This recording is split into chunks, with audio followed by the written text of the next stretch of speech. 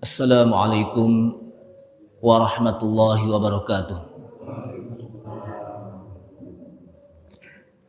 Bismillahirrahmanirrahim. Alhamdulillahi hamdan katsiran tayyiban mubarakan fih kama yuhibbu rabbuna wa yardah. Asyhadu an la ilaha illallah wahdahu la syarikalah wa la na'budu illa iyyah. Wa ashhadu anna Muhammadan abduhu wa rasuluh la nabiyya ba'dah. Allahumma salli wa sallim ala nabiyyina al-karim Sayyidina Muhammad ibn Abdullah wa ala alihi wa sahbihi wa tabi'ihim wa man tabi'ahum bi ihsanin ila yaumil qiyamah. Amma ba'du, qala Allah ta'ala fi kitabihil karim wa huwa asdaqul qailin. Ya ayyuhalladzina amanu taqullaha haqqa tuqatih wa la tamutunna illa wa antum muslimun. Ya ayyuhalladzina amanu taqullaha wa qulu qawlan sadida yuslih lakum a'malakum wa yaghfir lakum dhunubakum. Wa man yuti'illaha wa rasulahu faqad faza fawzan 'azima. Wa qala Rasulullah sallallahu alaihi wasallam fa inna asdaqal hadithi kitabullah ta'ala wa khairal huda huda Muhammadin sallallahu alaihi wasallam wa syarral umuri muhdatsatuha wa kullu muhdatsatin bid'ah wa kullu bid'atin dhalalah wa kullu dhalalatin finnar. Rabbi shrah li sadri wa yassir li amri wahlul 'uqdatam min lisani yafqahu qawli. Subhanaka la ilma lana illa ma 'allamtana innaka antal alimul hakim. Rabbi zidni ilma warzuqni fahma wala haula wala quwata illa billahil aliyyil azim. Ma'asyiral muslimin wal muslimat rahimani Allah wa rahimakum. Ibu, bapak, hadirin hadirat sekalian, jamaah Masjid Al-Muhajirin Jalan Wijaya Kusuma yang mudah-mudahan dirahmati Allah Subhanahu wa taala. Kita awali kajian pagi hari ini dengan memanjatkan puji syukur kita kepada Allah Subhanahu wa taala yang telah memberikan taufik serta hidayahnya kepada kita sekalian, sehingga di pagi hari ini kita mudah-mudahan menjadi orang yang termasuk dari doa Rasulullah sallallahu alaihi wasallam, Allahumma barik li ummati fi bukuriha. Ya Allah, berkahilah untuk umatku pada pagi harinya. Mudah-mudahan dengan doa Rasulullah SAW kita dikabulkan oleh Allah SWT menjadi orang yang mendapatkan keberkahan pagi hari. Apalagi di pagi hari ini kita duduk di masjid dan kita mempelajari Al-Quran. Maka kata Rasulullah SAW, majtama'a qaumun fi baitin min buyutillah yatlunal kitaba wa yatadarasunahu illa haffathumul malaikah wa ghasyiyatuhumur rahmah wa nazalat alaihimus sakinah wa dzakarallahu man 'indah. Tidaklah satu kaum mereka berkumpul di satu rumah di antara rumah-rumah Allah, yaitu di masjid. Yatlunal kitab, mereka membaca Alkitab Al-Quran. Setelah dia membaca, wa yatadarasunahu, mereka pun mempelajari Al-Quran. Illa haffathumul malaikah, kecuali para malaikat mengelilingi mereka dengan mendoakan orang-orang yang ada di masjid membaca Alkitab Al-Quran dan mempelajarinya. Wa ghasyiyatuhumur rahmah, dan Allah Subhanahu wa taala pun memberikan kepada mereka rahmatnya. Wa nazalat alaihimus sakinah, dan Allah Subhanahu wa taala juga menurunkan kepada mereka ketenangan dalam hatinya. Kemudian yang keempat, wa dzakarallahu man 'indah, dan Allah menyebut-nyebut di hadapan para malaikat dengan bangganya terhadap hambanya yang membaca Al-Quran dan mempelajari Al-Quran di masjid. Salawat serta salam tak lupa kita sampaikan kepada Nabi kita Nabi Muhammad sallallahu alaihi wasallam beserta para keluarganya, para sahabatnya, para pengikutnya yang senantiasa istiqamah di dalam menjalankan sunnah-sunnahnya. Ibu, bapak, hadirin hadirat sekalian, jamaah Masjid Al-Muhajirin yang mudah-mudahan dirahmati Allah Subhanahu wa taala. pagi hari ini kita akan masuk pada tafsir surat Wailun likulli humazatil lumazah. Jadi ada yang menamakan nama surat ini Wailun likulli humazatil lumazah. Jadi nama suratnya panjang. Tapi ada juga yang menamakan surat Al-Lumazah. Tapi ada juga yang menamakan surat Al-Humazah.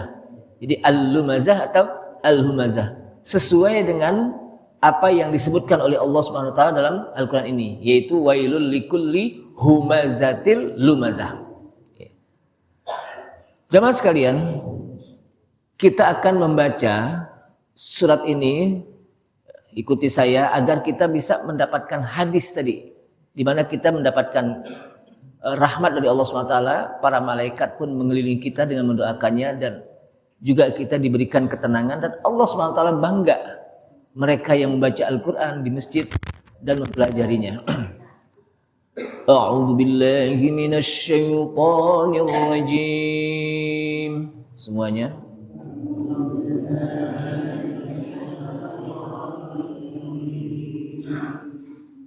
Bismillahirrahmanirrahim.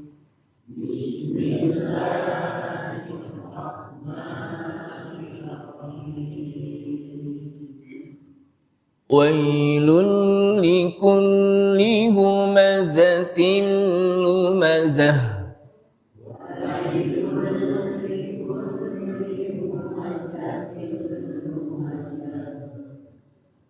Alladzi jama'a malan wa 'addadah.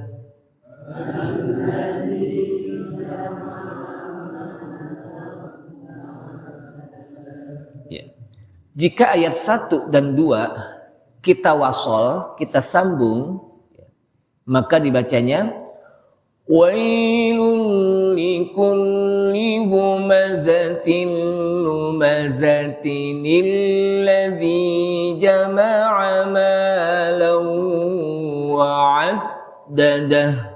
Semuanya.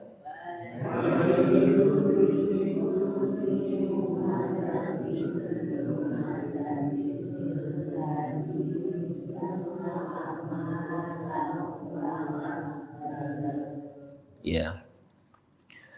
Yahsabu anna malahu akhladah.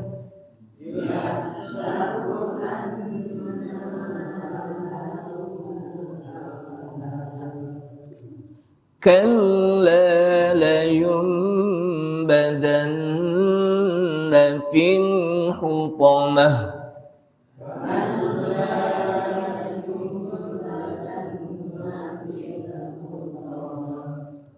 وَمَا أَدْرَاكَ مَا الْحُطَمَةُ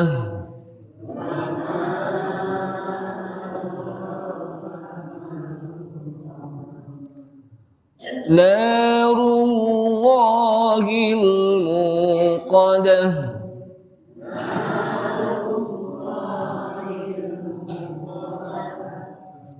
نَارُ اللَّهِ الموقدة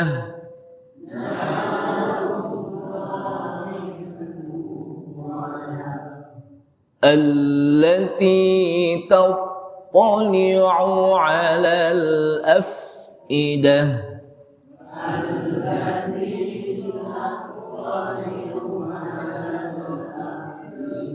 Ya, abis tak itu po, maka dibacanya taupo, taupo. Allati tattali'u 'alal af'idah.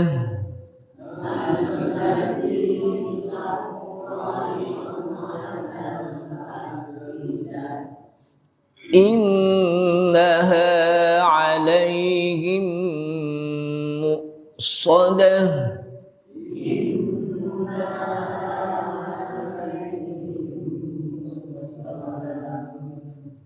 Fi 'amadin mumaddadah.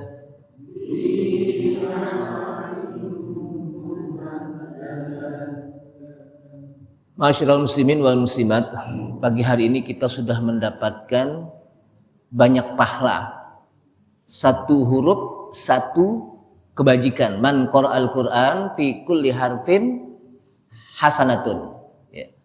Barang siapa yang membaca Al-Quran satu huruf, satu kebaikan. Wa fi kulli hasanatin ashrun. Dan pada satu kebaikan mendapatkan pahala 10. Jadi satu huruf 10 pahala kita baca. Berarti berapa huruf nih? Hitung sendiri aja ya. Banyak Ustaz ya. Ma'asyiral muslimin rahimakumullah. Wailul likulli humazatil lumazah. Wail artinya celaka. Makanya ada nama neraka itu wail. Celaka apa? Neraka wail. Kalau Allah Subhanahu wa taala sebutkan celaka, pasti orang itu betul-betul mendapatkan kecelakaan. Bukan hanya celakanya sampai celaka 13. Biasanya kalau celaka 13 kan itu, lebih dari 13. Betul-betul apa? Celaka. Wailul likulli humazatil lumazah. Celaka likulli humazatin. Bagi setiap orang yang suka pengumpat. Lumazah dan pencela. Pengumpat itu orang yang suka menceritakan kejelekan-kejelekan. Lumazah langsung di depannya dicela-cela orang. Jadi humazah, lumazah. Alladzi jama'a malan wa 'addadah. Yang orang ini juga alladzi jama'a malan. Yang suka mengumpulkan malan, harta. Wa 'addadah. Kemudian hartanya cuma dihitung-hitung. Habis dikumpulin dihitung, enggak pernah dikeluarin. Yahsabu anna malahu akhladah. Yahsabu dia mengira, dia menyangka anna malahu bahwa hartanya itu akhladah akan bisa mengekalkan kehidupannya di dunia. Dengan dia ngumpulin harta, kemudian dihitung-hitung setiap hari, kurang aja cuma 1.000 perak. Dia cari, padahal cuma 1.000 perak apa? Dicari, padahal apa? Banyakan yang ada ketimbang yang apa? Yang hilang cuma 1.000 perak. Yang ada umpamanya 1 miliar, 1.000 perak dicari juga gitu. Saking apa? Pelitnya. Maka dia mengira bahwa harta yang dikumpulin dan disimpan, dihitung-hitung, akhladah itu bisa mengekalkan hidupnya di dunia. Ini dengan harta ini saya bisa hidup kekal. Kalla la yumbadanna fil hutamah. Kata Allah SWT, kalla, enggak begitu, bukan begitu. La yumbadanna, sungguh kelak dia akan dilemparkan. Di sini ada huruf taukid 2. Pertama la, la-nya pendek karena dia harfu taukid. Yang kedua ada nun taukid. La yumbadanna, sungguh dia akan dilemparkan fil hutamah, di dalam satu neraka yang namanya neraka hutamah. Wa ma adraka mal hutamah, dan tahukah Anda apa itu neraka yang namanya hutamah? Narullahil muqadah. Neraka hutamah itu adalah narullah, api yang disediakan oleh Allah Subhanahu wa taala, al-muqadah, yang terus menyala-nyala.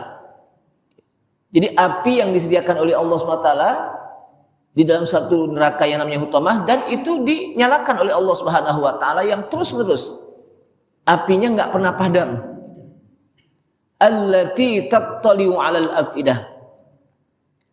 Yang api tersebut akan bisa merasakan sampai kepada hati orang. Jadi ketika dibakar dengan api neraka tersebut, itu rasanya sampai ke hati. Jadi ini apa? Sakitnya di sini gitu ya. Sampai apa? Ke hati gitu. Innaha 'alaihim mu'sadah. Sesungguhnya atas mereka neraka hutamah itu mu'sadah, ditutup, dikunci. Jadi kalau udah masuk ke dalam api neraka ke dalam neraka hutamah, itu nggak bisa keluar lagi. Kenapa? Karena ditutup, dikunci, digembok. alaihim narun muqsadah fi 'amadin mumaddadah. Dan di api tersebut pada tiangnya dia diikat. Jadi pada tiangnya dia diikat. Jadi udah dibakar, badannya pun diikat di api neraka tersebut. Jamaah sekalian, rahimakumullah.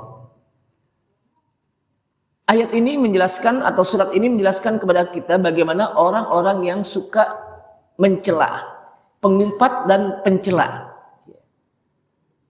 Di dalam beberapa riwayat hadis yang disampaikan dalam pendapat Ibnu Katsir di sini, Al-Hammaz, Al-Humaza itu dia pengumpat dengan ucapan. Diomongin dengan ucapan, dijelek-jelekin. Sedangkan Al-Lammaz, Lumazah itu dengan perbuatan.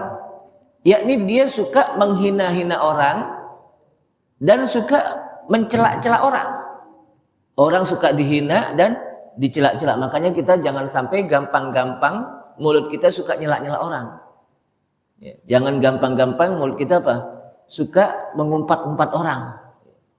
Kita ceritakan kejelekannya, diumpat orang tersebut. Kemudian dalam hadis dalam ayat ini juga disebutkan hammazim masya'im binamin. Hammazim masya'im binamin. Orang yang suka mengorek-ngorek kejelekan dan aib orang. Tahu gak? Kejelekan orang, aib orang dikorek-korek. Diamat-amati. Jadi ada istilah gajah di depan mata nggak kelihatan, tapi semut di seberang laut nampak. Artinya apa? Kejelekan kita nggak tahu, tapi kejelekan orang udah tahu aja gitu. Jadi orang ini suka montenen orang, tahu nggak montenen? Orang diponten aja. Pontennya juga apa? Di sini nilainya 5 nih. Tapi dirinya apa? Nggak pernah dia nggak pernah muhasabah, nggak pernah dievaluasi. Nah ini apa? Kata-kata hammazim masya'im binamim. Ada juga menurut Ar-Rabi bin Anas kata-kata al-humaza mencela orang, mengumpat orang di depannya, langsung di depannya. Kalau al-lumazah di belakang orang. Jadi kalau al-humazah di depan orangnya, kalau al-lumazah di belakang orang, dicela-cela. Atau juga dalam pendapat lain seperti Qatadah, al-humazah wal-lumazah itu dengan lidah dan mata. Lidahnya suka ngomongin kejelekan dia. Kemudian al-lumazah dia suka menjatuhkan martabat orang di depan orang. Jadi suka menjatuhkan martabat orang. Jadi kita nggak boleh menjatuhkan martabat orang di depan orang. Kita suka jatuhin itu nggak boleh. Jadi kita harus menjaga kehormatan orang lain. Kita menjaga kehormatan kita juga menjaga kehormatan orang lain. Jadi kita nggak boleh jatuhkan kehormatan orang di tengah-tengah masyarakat, nggak boleh mencela-cela. Dan inilah beberapa pendapat yang disampaikan oleh para ulama tentang apa arti al-humazah dan lumazah. Jamaah sekalian, Allah Subhanahu wa taala menjelaskan siapa sih yang disebut al-humazah dan lumazah. Di samping dia suka pengumpat, dia juga suka pencela. Alladzi jama'a malau wa'addadah. Dia juga orang yang suka mengumpulkan hartanya wa'addadah. Kemudian dihitung-hitung. Dikumpulin setiap hari itu harta. Habis dikumpulin, dihitung-hitung. Besok dikumpulin lagi, dihitung-hitung, kira-kira benar gak sih apa yang kemarin jumlahnya dengan yang sekarang? Kurang aja 500 perak doang. Gak bisa tidur. Kemana ini 500? Padahal cuma 500 perak. Nah ini apa? Orang yang suka ngumpul-ngumpulin harta. Sehingga orang seperti ini, orang yang sangat pelit. Udah pelit, medit. Habis pelit apa? Bakhil. Habis bakhil, kikir. Ya. Ini apa? Orang yang seperti ini. Buntut gasir kan ya? Kalau kita bilang apa? Buntut gasiran nih orang nih. Nah, tahu gak buntut gasiran? Pelit maksudnya itu. Orek. Kemudian wajah ma'al fa'au'a. Jadi orang ini suka ngumpul-ngumpulin harta, dihitung-hitung.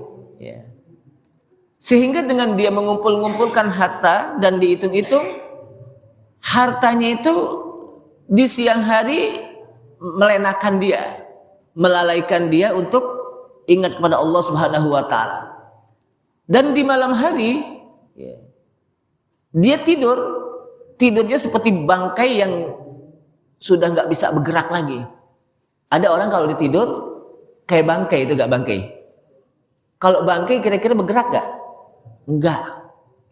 Jadi Ibnu Katsir menjelaskan orang ini seperti bangkai yang diem aja kalau dia tidur itu. Kalau kita kan kalau dia tidur, kalau dia dengar azan langsung bangun kan gitu.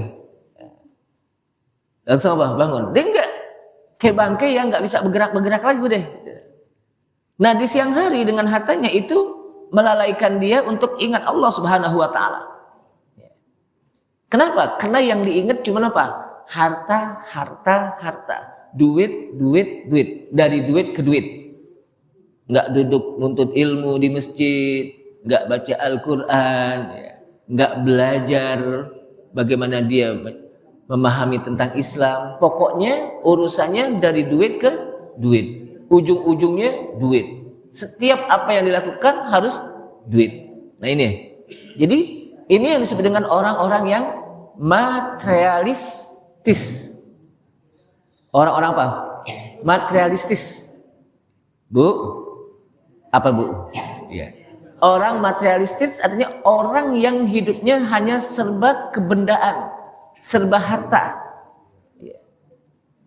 Padahal Islam tidak mengajarkan menjadi orang yang materialistis. Tapi bagaimana hidup dengan harta itu bisa dikendalikan. Jadi dia bisa mengendalikan harta, bukan harta itu yang mengendalikan dirinya. Karena ketika orang punya harta, kadang-kadang harta itu yang mengendalikan. Setiap mau jalan, ya ntar harta saya ada ngambil nih. Setiap mau belajar, ntar saya kurang dong kalau apa? Belajar terus di masjid, kapan dapat duitnya? Jadi itu, kalau kita sudah seperti itu, berarti kita hidup dalam serba materialistis. Memang hidup dengan harta. Kita pergi haji pakai apa? Bu, kita pergi haji pakai apa bu? Pakai duit. Apalagi sekarang, saya nggak tahu apa naik apa turun. Katanya sih turun katanya. Saya belum hitung-hitung gitu. Kita membayar zakat pakai apa? Pakai duit. Kita bangun rumah pakai apa? Kita mau sholat, beli mukena, beli sarung, beli baju, pakai apa? Kan tutup aurat tuh. Semuanya pakai duit. Tapi bukan berarti duit mengendalikan kita. Justru kita yang mengendalikan apa? Duit. Duit hanya sebatas di tangan. Jangan sampai masuk ke dalam hati. Kalau duit itu udah masuk ke dalam hati, duit yang akan mengarahkan kita. Tapi kalau hanya duit sebatas di tangan kita, duit inilah yang kita pegang, yang kita kendalikan duit. Bukan kita dikendalikan oleh apa? Oleh duit. Jamaah sekalian, bukan begitu kata. Jadi orang yang menghitung-hitung harta, dikumpulkan hartanya lalu dihitung-hitung, lalu disimpan, nggak pernah duit itu dikeluarkan untuk dinafkahkan. Jangankan ame orang, ame keluarga aja pelit banget. Jangankan apa? Ame orang lain, ame keluarga apa? Pelit banget. Ada gak yang begitu? Tapi bukannya di sini tempat sono nih. Di sini kagak ini. Anaknya minta ini disimpan. Jangan, lu makan ame nasi ame garam aja dicukup katanya. Kenapa? Padahal kan perlu makan, perlu minum, perlu pakaian, perlu macam-macam. Tapi apa? Udah kita harus irit. Irit itu bukan berarti kita pelit. Ya, itu. Jadi irit itu bukan berarti apa? Kita pelit. Irit itu sesuai dengan kondisi yang kita pakai. Sesuai dengan apa yang kita simpan. Itu irit. Jadi bukan apa? Gara-gara irit kita harus hidup irit. Akhirnya jadi pelit. Jangan sekalian, yahsabu annama lahu akhladah. Dia mengira bahwa hartanya itu bisa menjadikan dia hidup kekal di dunia. Ya, saya punya duit, bakalan hidup kekal. Saya punya duit nih nggak mati-mati nih. Dia merasa gitu. Akhirnya ketika dia sudah tua, dikumpulin duit nih, udah tua, udah 80 tahun, duit yang dicari nggak bisa dinikmati. Kenapa? Udah nggak bisa makan duren 80 tahun, kan itu. Dia cuma duduk di situ aja. Disuruh makan yang enak-enak nggak terbuka tuh mulut. Kenapa? Udah banyak pantangannya. Mau beli ini jangan nanti asam uratnya tinggi. Beli ini jangan nanti kolesterol. Beli ini jangan ntar gula macam-macam gitu. Jadi duit itu padahal udah dicari sampai dari apa? Dari awal sampai di umur 80 tahun. Ketika umur 80 tahun duitnya udah banyak, nggak bisa dinikmati. Kenapa? Karena banyak pantangannya yang dimakan. Cuman duduk di situ, mau beli mobil dia nggak bisa merasakan bagaimana nyetir mobil. Kenapa? Dia nggak bisa. Mau gue sepeda nggak bisa naik gue sepeda. Kenapa? Udah nggak bisa. Jadi apa? Udah terbatas. Padahal dia udah banyak. Kan gitu. Padahal apa? Dia mau pergi haji nggak bisa juga berangkat. Kenapa? Nggak bisa jalan. Kenapa? Karena dia merasa kalau duit itu bisa mengekalkannya. Padahal justru ketika dia banyak duit, udah banyak duit 80 tahun nggak bisa dinikmati. Nah ini jamaah sekalian, duitnya bisa memberikan dia apa? Beli rumah gede, tapi rumah yang besar tersebut tidak bisa dinikmati. Kenapa? Karena dia cuma duduk di situ aja, di ruangan itu aja, nggak bisa kemana-mana. Padahal luasnya apa? Luas. Yahsabu annama lahu akhladah. Dia mengira bahwa harta yang dikumpulkan, harta yang dihitung-hitung tiap hari, harta yang disimpan itu bisa menjadikan hidup dia kekal abadi. Padahal berapa banyak orang yang banyak duitnya ujung-ujungnya mati. Betul gak? Orang yang duitnya begitu banyak, miliaran, simpenannya di mana aja ada di bank, depositnya juga banyak banget. Rumahnya juga pintunya kita bingung, masuk dari mana, keluarnya dari mana. Buntut-buntutnya apa? Meninggal. Oh dia sih orang kaya, matinya masih jauh. Ada gak yang begitu? Oh dia sih orang biasa, besok juga mati. Enggak. Kematian, kehidupan itu enggak melihat kaya dan miskin. Walaupun dia orang kaya, kalau udah waktunya meninggal gak? Kalau dia orang yang enggak mampu, kalau Allah berikan panjang umur, kira-kira panjang gak umurnya? Panjang. Jadi bukan karena hartanya. Nah di sinilah apa? Maka orang yang seperti ini tuh yahsabu annama lahu akhladah. Dia kira bahwa harta yang disimpan, harta yang dihitung-hitung, harta yang dipegang terus akan mengekalkan hidupnya di dunia. Kemudian la yumbadanna fil hutmah. Kalla la yumbadanna fil hutmah. Enggak begitu kata Allah Subhanahu wa taala. Justru orang seperti ini la yumbadanna fil hutmah. Kelak dia akan dilemparkan, la yulqiyanna. Kelak dia akan dilemparkan alladzi jama'a malan. Orang-orang yang hartanya dikumpulkan dia akan dilemparkan oleh Allah Subhanahu wa taala ke dalam api neraka. Bukan berarti kita nggak boleh nabung, boleh nabung. Tapi bukan juga berarti kalau kita nabung jadi pelit juga, enggak. Ada kita sisihkan, ini buat ditabung, ini buat diinfakkan, ini buat keluarga. Jangan ketika ditabung semuanya akhirnya apa?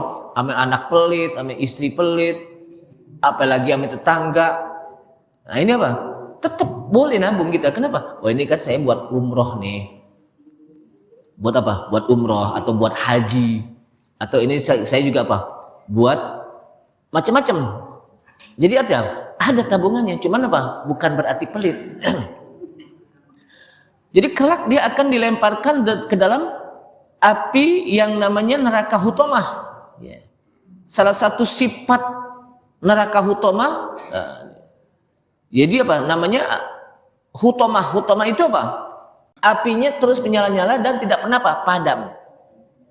Kira-kira Bu, kita lagi masak, kena api kompor, kira-kira kita berasa gak nih? Sakit. Sakit ini mana? Sakitnya tuh di sini, bukan gitu ya? Sakitnya sampai ke hati. Padahal cuma di sini doang. Ya, ya. Sampainya sakit apa? Sampai ke hati. Padahal cuma sedikit doang gitu. Cuma ujung jari. Lagi apa? Lagi masak di atas kompor, kena sedikit. Cuma itu. Apalagi api neraka yang bukan hanya membakar ujung jari kita. Seluruh tubuh kita terbakar dengan api neraka. Dan itu dalam keadaan kita hidup. Jadi di neraka itu dalam keadaan kita hidup. Udah gak mati lagi kita. Hidup. Tapi kita dibakar oleh Allah SWT. Sehingga apa? Luar biasa orang yang seperti ini. Maka disebutkan dalam riwayat sabit bahwa api neraka itu ketika dia membakar seseorang, maka berasanya sampai afidah, sampai ke hati, dan dia dalam keadaan hidup, dan adabnya terus menerus sampai dia menangis, teriak-teriak, nggak ada yang nolongin saat itu. Siapa yang menolongin? Suami kita, istri kita, anak kita, tetangga kita, nggak ada. Saat itulah yang menolong kita amal ibadah kita. Kita teriak sekencang-kencangnya juga nggak ada yang nolongin. Kita teriak sampai menjerit, nggak ada yang nolongin. Kecuali amal yang bisa menolong kita nanti di akhirat. Salah satu yang bisa menolong kita di akhirat adalah bacaan Al-Quran kita. Iqra'ul Quran fa innahu ya'ti yaumal qiyamah syafi'an li ashabi. Bacalah Al-Quran. Sesungguhnya Al-Quran itu nanti di hari kiamat akan bisa menolong bagi orang yang membacanya. Makanya banyak-banyakin baca Al-Quran. Bukan banyak-banyakin ngomongin orang. Bukan banyak-banyakin jelek-jelekin orang. Tapi banyak-banyakin baca Al-Quran. Itu kan kadang-kadang ngomong, ngobrol, ceritain kejelekan orang hampir berjam-jam. Ada gak yang gitu? Baca Qur'annya baru juga a'udzubillahi minasyaitonirrajim udah langsung sadaqallah, belum masuk gitu. Kenapa? Ngantuk. Nah, ini apa? Padahal amal itulah yang nanti akan bisa menolong kita. As-sadaqah tutbi'ul. Sedekah akan bisa menolong kita. Salat kita juga akan bisa memberikan cahaya dalam kubur kita. Jadi itu Pak. Jadi jangan sampai kita Pak berkurang amal kita. Enggak meningkat. Udah tua masih nongkrong di pinggir jalan. Masih bukan dorong-dorong kayu. Tahu gak? Dikirnya apa? Sekak, seter. Dorong-dorong kayu. Tahu gak? Dorong kayu didorong, tahu gak didorong gitu. Udah tua masih banting-banting kartu. Padahal kartunya enteng, tapi bantingannya ada gak yang begitu? Ada. Di mana tuh? Di sono, bukan di sini. Di sini nggak ada lah orang penduduk ngaji, Pak ya. Masya Allah. Jadi apa? Udah nggak pantas. Mate udah burem-burem ngelihat double 6 aja udah nggak kelihatan. Double 6. Joker aja udah nggak kelihatan. Masih main juga. Udah nggak pantas. Pantasnya kalau udah yang seperti ini duduknya di mana? Di masjid, duduk ngaji. Ini udah umur 70 tahun masih nggak duduk-duduk ngaji juga. Ada gak begitu? Nanya lagi Ustaz. Ya nanya biar tahu itu. Giliran subuh kesiangan mulu. Udah 70 tahun masih kesiangan aja subuh. Dulu kemana aja gitu. Nah oleh karena itulah umur-umur yang sudah 50, 60, 70 itu umur-umur yang ada seorang ulama ditanya, umur kamu berapa? 60 tahun. Berarti inti sedang berjalan dan hampir hampir sampai. Ente sedang berjalan dan hampir sampai. Maksudnya apa? Hampir meninggal, 60 tahun. Berjalan hampir mati. Jadi kalau udah hampir sampai itu, jangan sampai ketika hampir sampai tidak ada bekal. Kalau udah sampai nggak ada bekal, kehabisan bekal, tidak ada yang menolong kita, kelaparan dia. Kenapa? Nggak ada bekalnya. Bekal kita untuk sampai adalah dengan bekal amal soleh. Nah di sini apa? Pentingnya kita untuk menuntut ilmu. Kenapa? Karena dengan duduk ngaji kita di sini, menuntut ilmu, mempelajari Al-Quran, ini akan bisa menjadi saksi nanti. Menjadi saksi di akhirat. Saksi kebaikan. Bagaimana bisa menjadi saksi kebaikan kalau orang tersebut gak pernah duduk di masjid, gak pernah duduk ngaji, gak pernah duduk bersama-sama orang yang soleh. Ya, bukan namanya doang, tapi betul-betul orang tersebut soleh. Apalagi didukung dengan namanya, betul-betul menjadi orang yang soleh dengan namanya yang soleh, dia menjadi orang yang soleh. Betul-betul soleh. Baik. Jadi bagaimana akan menjadi saksi kalau dia nggak pernah duduk di masjid, nuntut ilmu, mempelajari Al-Quran, nggak ada yang menjadi saksi. Sebentar nanti kaki kita akan berbicara, tangan kita akan berbicara, anggota kita akan berbicara. Mereka akan menjadi saksi. Kemudian jamaah sekalian rahimakumullah, wa ma adraka mal hutamah, tahukah Anda apa itu neraka hutamah? Narullahil muqaddah, yaitu api yang disediakan oleh Allah dan dinyalakan, yang berasa sampai kepada hati. Jadi ketika Allah Subhanahu wa taala la yumbadanna fil hutamah, kalla la yumbadanna fil hutamah, tahukah Anda apa itu neraka hutamah? Ini pertanyaan dalam rangka agar orang perhatikan apa sih yang namanya neraka hutamah. Jadi Allah bertanya ini dalam rangka untuk agar kita punya perhatian, apa sih yang disebut dengan neraka hutamah? Yaitu api yang disediakan oleh Allah SWT dan terus menyala-nyala. Jamaah sekalian, api itu akan memakan badannya, disebutkan sampai ke hati dia, dan kembali lagi badannya utuh, balik lagi dibakar lagi oleh Allah SWT terus menerus, tak terhingga. Innaha alaihim muqsadah, sesungguhnya neraka hutamah itu neraka yang mereka ketika masuk di neraka hutamah itu dikunci mati, digembok, orang itu nggak bisa keluar. Kalau di dunia ketika orang itu masuk ke LP umpamanya, lembaga pemasyarakatan, atau di penjara deh, itu masih bisa keluar. Yang penting ada dorongannya kan gitu. Tapi kalau di neraka nggak ada. Siapa yang malaikat mau disuap? Nggak bisa. Kita pun nggak punya duit pada waktu itu deh. Modal kita cuma badan doang. Jadi malaikat nggak bisa disuap, malaikat nggak denger apa yang kita teriak-teriak, nggak mau dengerin. Kenapa? Karena disebutkan ya ayyuhalladzina amanu qu anfusakum wa ahlikum nara wa quduhan nas wal hijarah 'alaiha malaikah. Di neraka tersebut ada malaikat ghiladzun syidad. Ghilad itu keras, bengis, kejam. Jadi nggak tahu tentang peri kemanusiaan malaikat itu. Kenapa? Karena dia menjalankan tugas yang diperintahkan oleh Allah Subhanahu wa taala. Kali ada orang masuk neraka, kesian nih, tolongin. Enggak. Kenapa? Karena memang dia menjalankan tugas Allah Subhanahu wa taala, makanya dia mereka adalah malaikat yang zilad, syidad, yang sangat dahsyat, bengis. Orang juga ngelihatnya udah takut. Makanya di neraka itu yang jaga itu malaikat.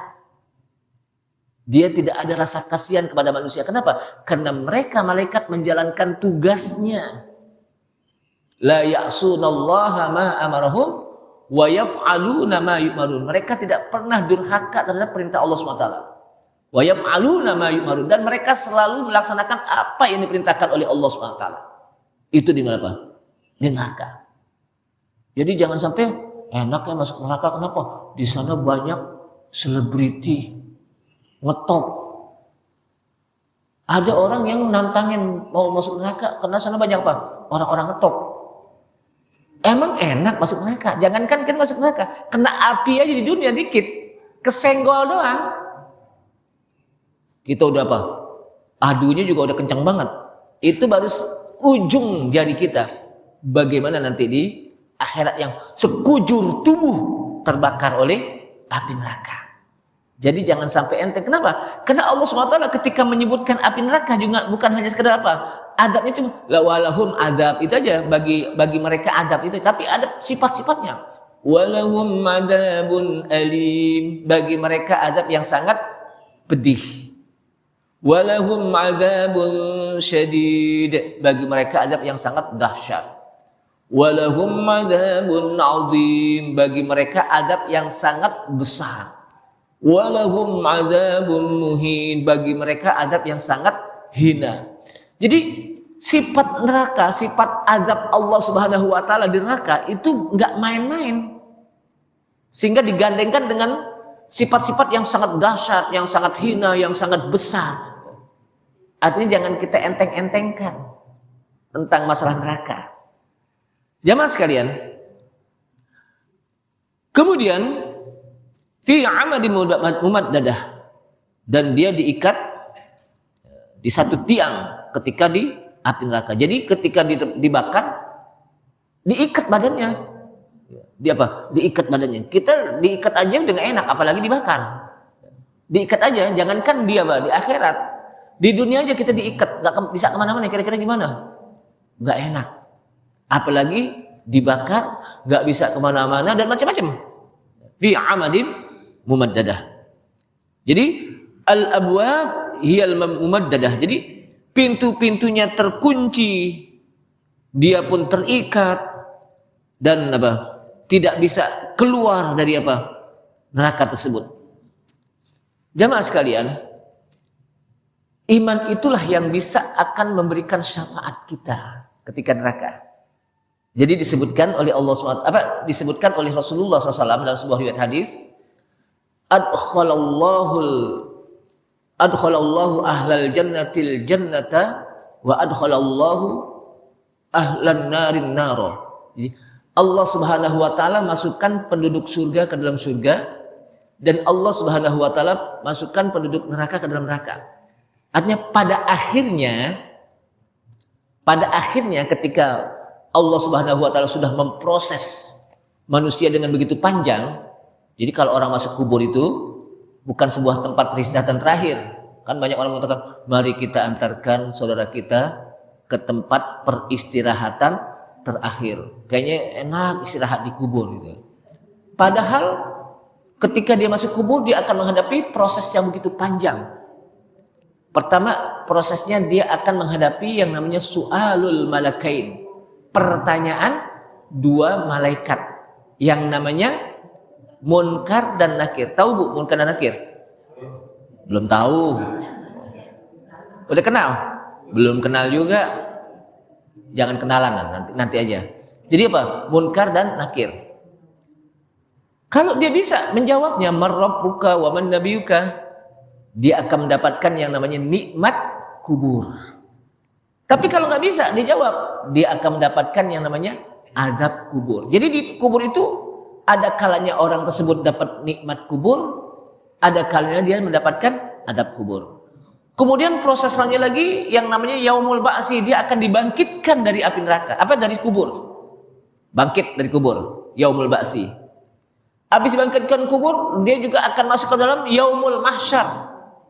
Dia akan dikumpulkan dari suatu tempat yang namanya mahsyar. Kalau orang Betawi bilang di padang mahsyar gitu. Maksudnya tempat lapang yang begitu luas, tanahnya rata. Orang nggak bisa bersembunyi saat itu. Kenapa? Nggak ada lubang, nggak ada pohon, nggak ada bangun-bangun, rata. Allah SWT ciptakan bumi yang rata. Ya. Kemudian masuk lagi kepada yaumul hisab.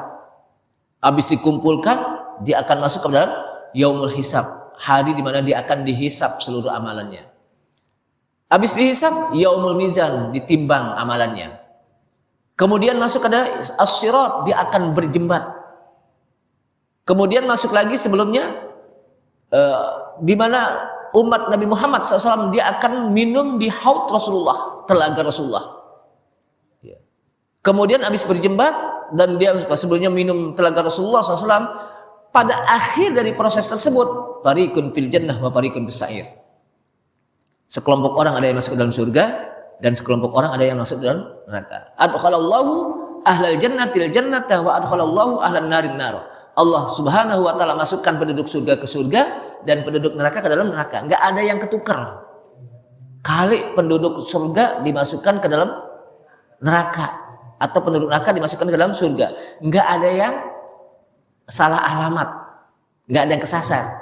Kenapa? Karena yang memasukkan Allah Subhanahu wa taala.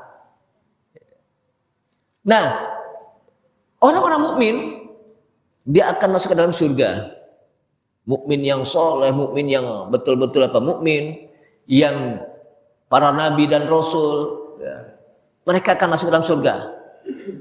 Ada yang masuk ke dalam surga langsung, ada yang harus dihisab dulu, diadab dulu. Nah, ketika ada masuk ke dalam neraka yang diadab dulu, ya, ini yang disebut dengan mukmin fasik. Mukmin yang fasik, ketika dia masih hidup, dia suka berbuat dosa, maka dengan dosanya dimasukkan ke dalam apa? Neraka. Tapi ketika orang sudah masuk surga nggak dikeluarin lagi. Kalau dia masuk ke dalam surga apa? Nggak dikeluarin kali. Ini salah nih, mestinya ke neraka kok masuk ke apa? Surga enggak. Tapi ketika di neraka ada orang yang dikeluarkan lagi. Udah masuk neraka, ada yang kekal, ada yang tidak. Orang-orang yang mukmin yang fasik itu akan dikeluarkan dengan rahmat Allah Subhanahu wa taala. Kenapa? Karena di situ Allah Subhanahu wa taala bertanya kepada malaikat, malaikat, hal wajadtum finnar ahadan lahu imanun walau dzarrah. Hai para malaikat, apakah kamu mendapati di neraka itu ada orang-orang yang dia memiliki iman? Waktu dia meninggal masih dalam kondisi iman walaupun dia apa? Pernah berbuat dosa, tapi dia masih punya iman. Ada ya Allah. Akhrijuhum, keluarkan orang tersebut dari neraka. Wa adkhiluhum ila nahril hayawan. Kemudian masukkan dia ke dalam sungai kehidupan. Kemudian wa adkhiluhum ila jannah. Kemudian masukkan dia ke dalam surga. Tapi itu kalau sudah lama banget, dosanya udah apa? Dibakar semuanya oleh Allah SWT. Dia akan dikeluarkan dari, artinya apa? Dengan iman tersebut, walaupun dia pernah mampir di neraka, tapi dia masih ada harapan untuk apa? Masuk ke dalam surga. Makanya kita berharap kalau kita mati dalam keadaan beriman. Inilah yang disebutkan mati dalam keadaan husnul khotimah, mati masih dalam kondisi mukmin, beriman. Sehingga iman wajib kita jaga agar mati dalam keadaan husnul khotimah. Ini saja, mudah-mudahan apa yang saya sampaikan bermanfaat. Dan dengan kita duduk ngaji, belajar Al-Quran, mudah-mudahan Al-Quran yang kita pelajari lalu kita baca nanti di akhirat menjadi syafaat kita, penolong kita di yaumul qiyamah. Dan dengan kita mempelajari Al-Quran, mudah-mudahan kita mati dalam keadaan beriman, dalam keadaan husnul khotimah. Kita tutup kajian kita di pagi hari ini dengan kafaratul majlis. Subhanakallahumma wa bihamdika asyhadu an la ilaha illa anta astaghfiruka wa atubu ilaik. Wassalamualaikum warahmatullahi wabarakatuh.